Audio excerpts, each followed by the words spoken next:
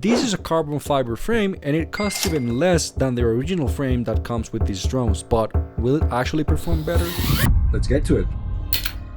So we're gonna need a carbon fiber frame, the battery holder, the screws and everything that comes with the frame kit, the drone, one screwdriver. Now let's get into the disassembly of the drone.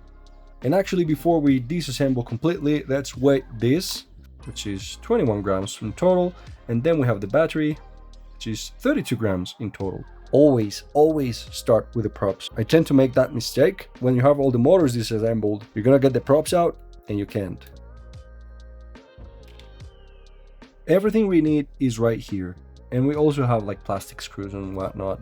This will probably snap. Okay, so I ran into the first problem, and it is that the canopy right here, the holes on this are not big enough so the screw can fit. So I don't know what I'm gonna do. Okay, they went in. Oh my god. Finally! Damn! Ooh, it's looking fancy. I was worried at first, but this is starting to look pretty awesome. So let's see how much it weighs now.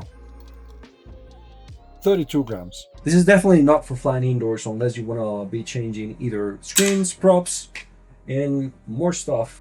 And speaking of durability, this thing actually took quite some hits after recording that first flight.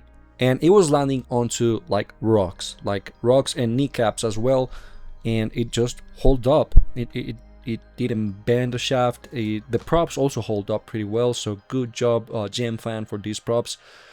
Would I recommend this frame? Yes, if you're flying outdoors, because it's gonna feel so much better and the wind resistance gives a different feeling.